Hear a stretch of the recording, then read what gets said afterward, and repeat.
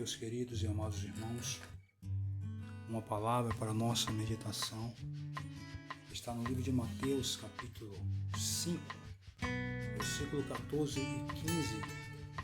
O texto diz assim: Vós sois a luz do mundo. Não se pode esconder uma cidade situada sobre o monte, nem se acender uma lâmpada e se colocar debaixo do alqueire, mas no candelabro, ou algumas traduções falam velador, e assim ela brilha para todos os que estão na casa. A palavra candeia, ou nessa tradução fala lâmpada, a candeia é uma lâmpada de barro alimentada por um óleo, o azeite de oliva, utilizada nas residências e nesse tempo antigo. O alqueire era uma caixa ou um cesto com volume mais ou menos de 9 litros, usado para medir os grãos. E o Senhor, Ele diz que nós somos comparados, Ele faz uma semelhança aos discípulos a uma cidade situada ou acima de um monte e uma luz que não se deve esconder. Por quê? Queridos, o Senhor, nesta palavra direcionada aos discípulos, o Senhor os colocou em uma posição de grande responsabilidade, que é representá-lo. Já parou para refletir, para analisar, para mensurar e se esforçar em observar que estamos na condição de ministros de Deus, um Deus santo, justo, amoroso, misericordioso e que atribuiu a missão aos seus discípulos e a nós também, que a nossa condição é de destaque e honra.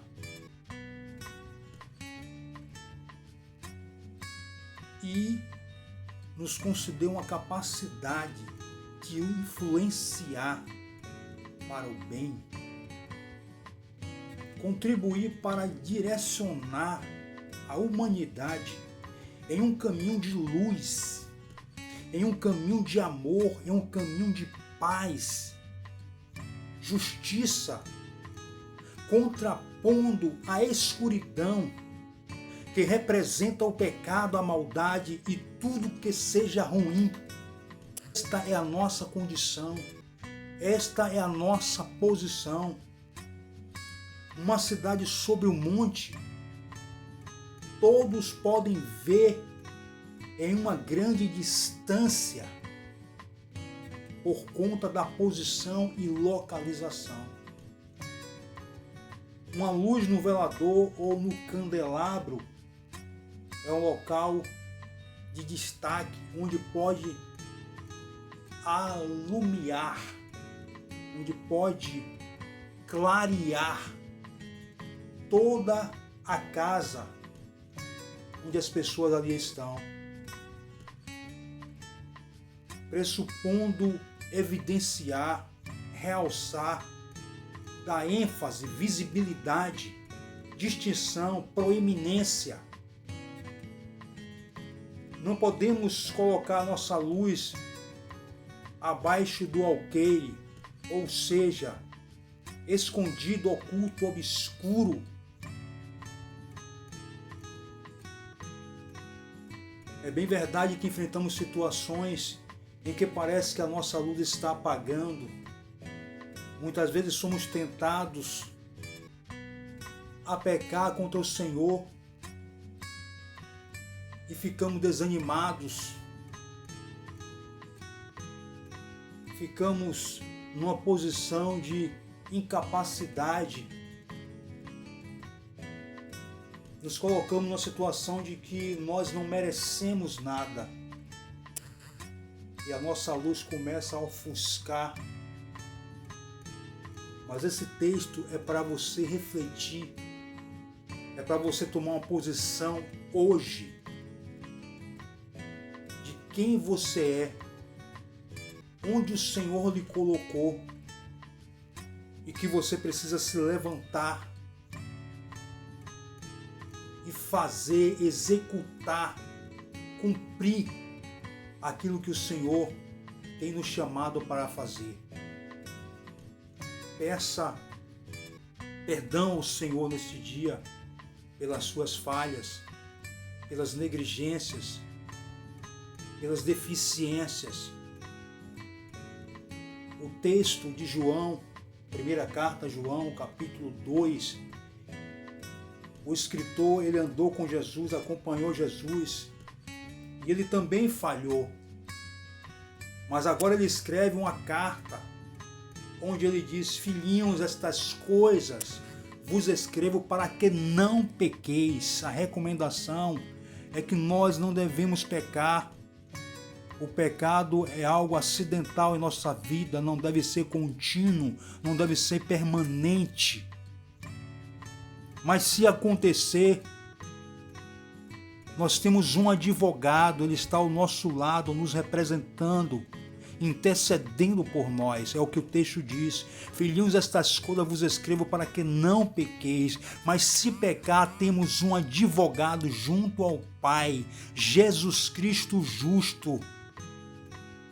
E o versículo 9 do capítulo 1 desse mesmo livro diz que se confessarmos os nossos pecados, Ele é fiel, Ele é justo para nos perdoar os pecados e nos purificar de toda injustiça. Ele perdoa e limpa, purifica, torna branco, torna puro. Portanto, hoje é o dia de você se levantar, erguer a sua cabeça e tomar posição e ser luz sobre o monte, ser luz no velador e representar o nosso Deus nesta terra, levar esperança, levar palavra de vida, palavra de perdão e salvação, porque essa é a nossa missão aqui na terra neste dia, em nome de Jesus Cristo. Queridos irmãos, não podemos permanecer caído, desanimado, decepcionado, estacionados, triste, como se não houvesse solução, como se não houvesse jeito. O que não podemos é retroceder, é desistir da caminhada. Tudo faz parte do processo de maturidade, crescimento. Mas voltar atrás e retroceder, tirar a mão do arado, remete para deixar, abandonar o trabalho do Senhor. Aquele que põe a mão no arado e olha para trás não está apto para o reino de Deus. O Senhor veio trazer o reino para que nós pudéssemos representar o seu reino na terra e um dia subir aos céus e estar com Ele. Enquanto estivermos aqui, precisamos representar o reino de Deus, o reino de justiça, um reino de paz, um reino de alegria, como escreveu o apóstolo Paulo, a carta aos Romanos, no capítulo 14. O arado era uma ferramenta utilizada para lavrar a terra, preparar a terra para a plantação. E aquele que colocava a mão no arado sabe que é um trabalho árduo, um trabalho difícil. Embaixo de um sol quente, uma temperatura alta. Mas o trabalhador, ele sabia a importância daquele trabalho, a necessidade daquele trabalho. E ele não poderia desistir, ele não poderia retroceder. E nós não podemos desistir, não podemos retroceder. Os campos estão brancos para a ceifa. O Senhor disse: rogue ao Senhor, ore para que o Senhor envie trabalhadores. E a recomendação do Senhor é: não desista, se levante.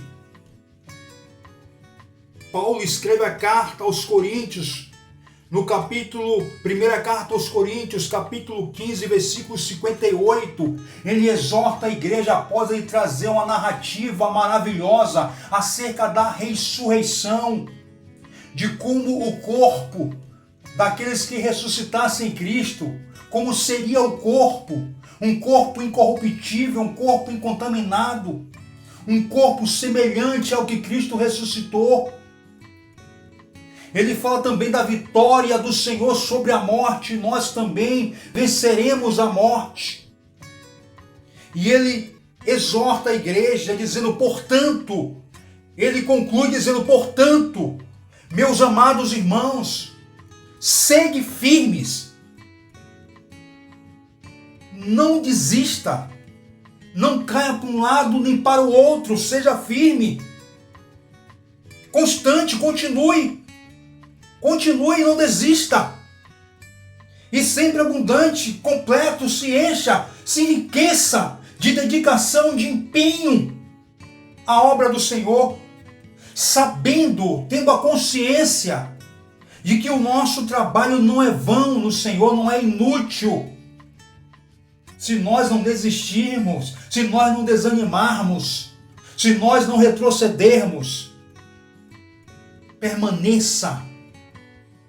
Porque um dia nós seremos levados ao encontro do Senhor nos ares. Paulo escreve a carta, a primeira carta à igreja tessalônica, no capítulo 4, versículo 16 em diante, onde o texto diz que nós seremos levados, do grego raptus, tomado à força, ao encontro do Senhor nos ares, e lá estaremos para sempre com o Senhor.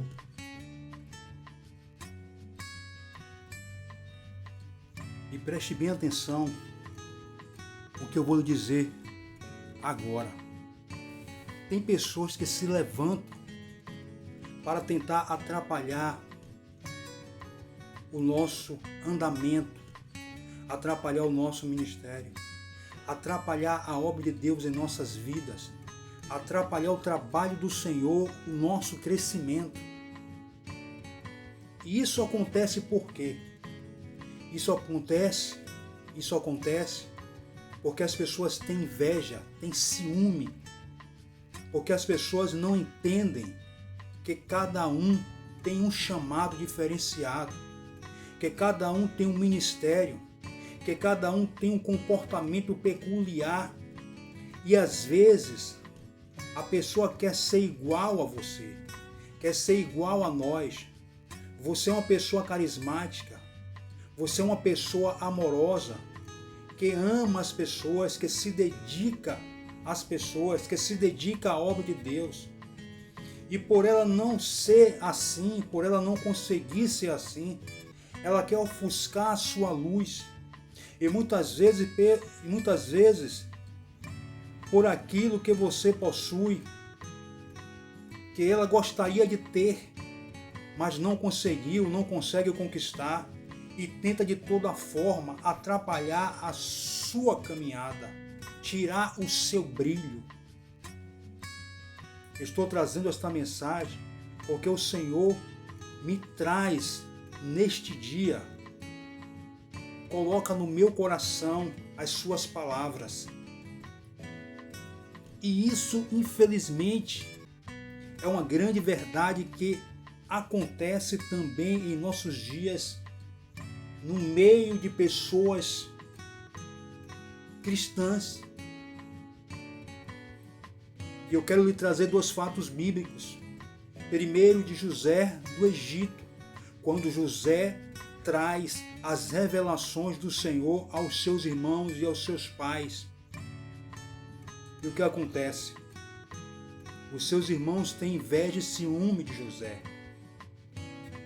Vende José para o Egito, mas Deus era com José, e José se tornou governador do Egito. O outro exemplo é Davi e Saul. Deus ungiu a Davi e havia rejeitado Saul.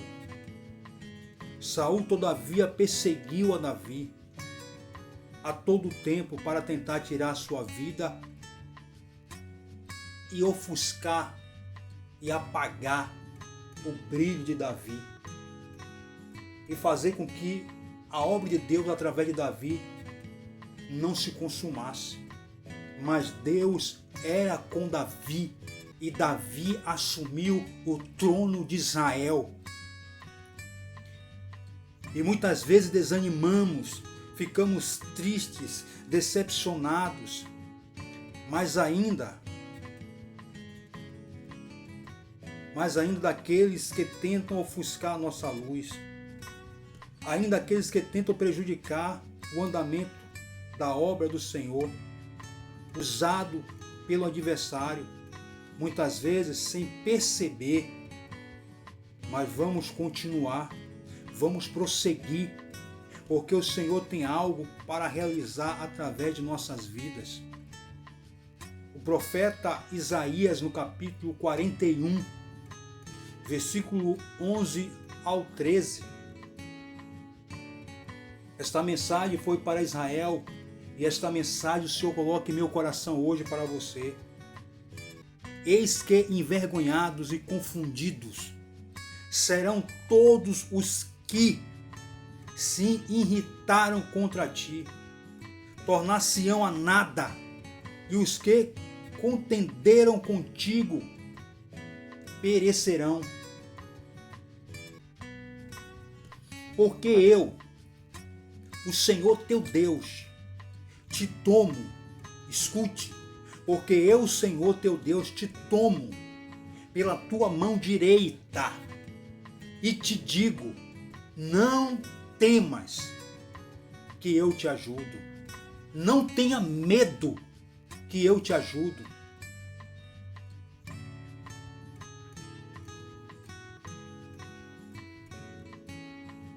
Ele disse também a Josué, capítulo 1, versículo 9, não te mandei eu? Esforça-te e tenha bom ânimo. Jesus disse, no mundo tereis aflição, mas tenha bom ânimo, porque eu venci. Então esforça-te, tenha bom ânimo, não temas, nem te espantes, não tenha medo, porque o Senhor teu Deus é contigo por onde quer que andares.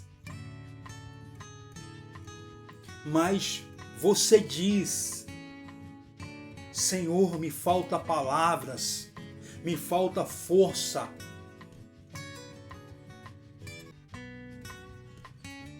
Assim diz o Senhor.